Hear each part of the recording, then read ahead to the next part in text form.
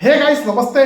Channel को subscribe कर देना। पहला फंडा यही दोस्तों, आप लोगों को लग रहा है कि भाई साहब अगर किसी की लाइन से दो चार फिल्में फ्लॉप हो जाएं तो उस बंदे को फिल्में मिलना बंद हो जाता है। ये बात बिल्कुल सही है आपकी कि उस बंदे को फिल्में मिलना स्टार्ट हो जाता मतलब बंद हो जाता है। ऐसा ही कुछ अक्षय कुमार के बारे में मैं बताऊंगा दोस्तों। अक्षय कुमार की पोस्ट पैंडेमिक से कम 18 फिल्में आई और 18 फिल्में बैक टू बैक फ्लॉप हुई हैं। इसमें से सिर्फ 2 या 3 फिल्में ही चली हैं, बाकी सब डिजास्टर, एवरेज, कोई भी फिल्म सक्सेस साबित नहीं हुई। 18 फिल्मों में से 3 ओटीटी पर रिलीज हुई है अक्षय कुमार की, बाकी सब बहुत ही बुरी तरह से फ्लॉप हुई हैं।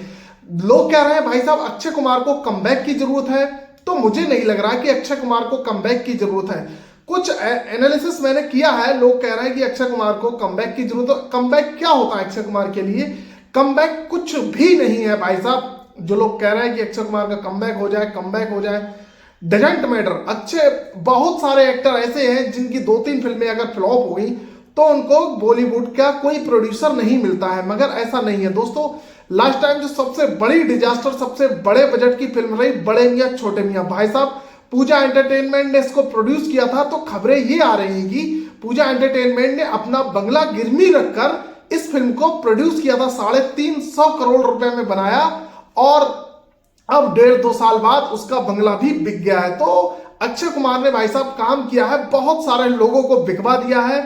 अगर हम बात करें, कुछ एनालिसिस कर रहे हैं इस फिल्म अक्षय कुमार के बारे में कि अक्षय कुमार के बारे में कि भाई साहब इतनी फिल्में फ्लॉप होने के बाद अक्षय कुमार को कतार से फिल्में, अभी भी अक्षय कुमार के पास बहुत सारी ऐसी फिल्में अभी आ रही है। हाउसफुल 3, फिर हेरा फेरी 3, भूत बंगला और जॉली LLB 3, बहुत सारी ऐसी फिल्में हैं जो अक्षय कुमार लगातार कर रहे हैं। लोग कह रहे हैं कि डिजास्टर है, फिर भी अक्षय कुमार की अगर फिल्में पसंद नहीं की जा रही हैं, फिर भी अक्षय कुमार को धड़ाधड़ फिल्में मिल रही हैं और किसी एक्टर के पास आज की डेट में इतनी फिल्में नहीं है।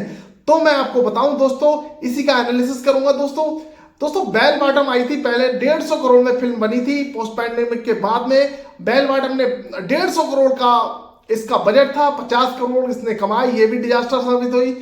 फिर इनकी फिल्म आई सूर्यवंशी ने बहुत बढ़िया कलेक्शन किया, 160 करोड़ के बजट में बनी फिल्म, 294 करोड़ का इसने कलेक्शन किया। फिर दोस्तों आई सम्राट पृथ्वीराज, जो कि भाई साहब सभी ने उसको सपोर्ट किया था, यूपी के मुख्यमंत्री ने भी उसको सपोर्ट किया था, मगर फिर भी वो भाई साहब इतनी बड़ी फिल्म होके 300 करोड़ के बजट में बनी फिल्म 97 करोड़ का कलेक्शन करके आई, ये भी बहुत बड़ी डिजास्टर हुई। फिर आई फिल्म रक्षाबंधन भी भाई साहब 70 करोड़ के बजट में बनी हुई थी और इसने कलेक्शन 61 करोड़ का किया, ये भी ठीक ठाक एवरेज फिल्म थी। फिर आई भाई साहब राम सेतु भी एक बढ़िया फिल्म थी, मगर इसका बजट था 150 करोड़, ये भी डिजास्टर साबित हुई और इसने 93 करोड़ का बजट बॉक्स ऑफिस कलेक्शन किया। फिर आई भाई साहब सेल्फी, जो कि एक साउथ की रीमेक थी, इसमें अक्षय कुमार के साथ नजर आए थे इमरान हाशमी।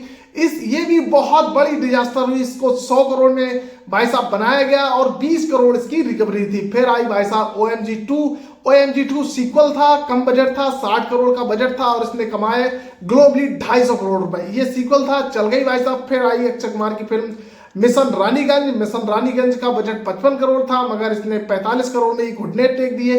ऐसी बहुत सारी फिल्में हैं दोस्तों। ऐसी फिर आई बड़े मियां छोटे मियां, जो कि एक बहुत बड़ी फिल्म थी, 350 करोड़ की बजट की फिल्म थी और पूजा एंटरटेनमेंट ने इसको प्रोड्यूस किया था। और लोग कह रहे थे कि भाई साहब, और इसमें एक्शन भी खुद अक्षय कुमार और टाइगर श्रॉफ ने खुद एक्शन किया, किसी भी बॉडी डबल का मतलब रोल नहीं था, उन्होंने खुद एक्शन किया। मुझे भी लगा, जब इस फिल्म का ट्रेलर आया तो मुझे भी लगा भाई साहब ये कम से कम 1000 करोड़ कमाएगी, मगर अक्षय कुमार की ये भी टाटा फिस हो गई और 350 करोड़ के बजट में बनी हुई फिल्म 102 करोड़ ही कमा पाई भाई साहब। अब बताइए आप। फिर आई भाई साहब सरफरा भी सराय पोतरू का रीमेक था, जो कि एक तमिल फिल्म थी, सबको पता था रीमेक है। 80 करोड़ के बजट में इसको बनाया गया था, इसने मात्र 30 करोड़ की कमाई की। फिर अक्षय कुमार की फिल्म आई खेल में, भाई साहब इसका भी बजट मल्टी स्टार फिल्म थी और इसका भी बजट 100 करोड़ था और ये भी औंधे मुंह गिर गई। इसका जो कलेक्शन था वो लगभग 50 करोड़ रहा। फिर इसके बाद आई स्काई फोर्स 160 करोड़ की फिल्म थी, अभी 2025 में आई, मगर इसने 160 करोड़ का कलेक्शन कर लिया था। फिर अभी रिसेंटली आई भाई साहब केसरी चैप्टर 2 जिसका बजट 150 करोड़ बताया जा रहा है और इसने भी ठीक ठाक कमाई की, 120 करोड़ की कमाई की। फिर भाई साहब अब मैं आपको बताऊं अक्षय कुमार सक्सेस क्यों है। किसी भी एक्टर के पास इतनी फिल्में नहीं है जितनी अक्षय कुमार के पास है। पोस्ट पैंडेमिक के बाद तीनों खानों ने लगभग 9 फिल्में की, सिर्फ इसमें से 2 फिल्में चली हैं भाई साहब, वो भी शाहरुख खान की, एक जवान और पठान, ये दोनों फिल्में चली, बाकी किसी भी एक्टर की कोई फिल्में नहीं चली।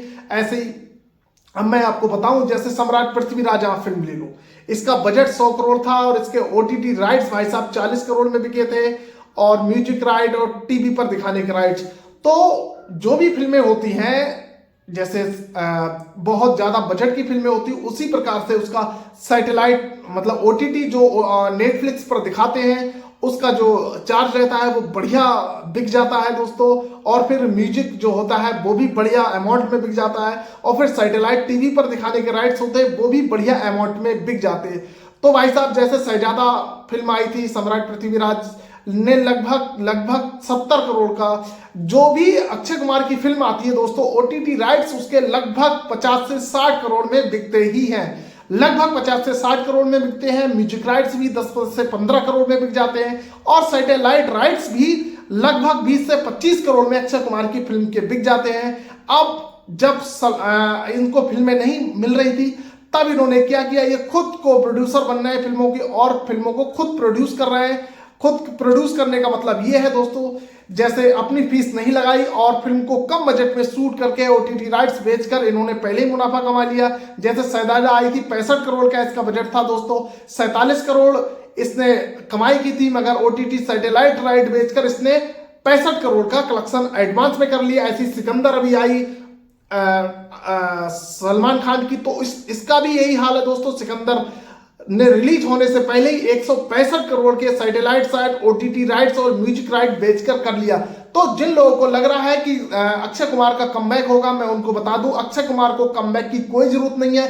इसी साल अक्षय कुमार की बहुत सारी फिल्में आने वाली हैं और ये सारी फिल्में अच्छा कलेक्शन करेंगी। अक्षय कुमार को कमबैक की जरूरत नहीं है, वो खुद प्रोड्यूसर बन जाते हैं और फिल्मों को बनाते हैं। सबसे ज्यादा अक्षय कुमार फिल्में कर रहे हैं और करते रहेंगे। चैनल पर आए हो दोस्तों तो सब्सक्राइब करना आप ना भूलें, आप लोग बिल्कुल सब्सक्राइब नहीं करते हो और मुझे नहीं लग रहा है भाई साहब कि अक्षय कुमार को जरूरत है कमबैक की। वो ऐसी ही फिल्में बनाते रहेंगे।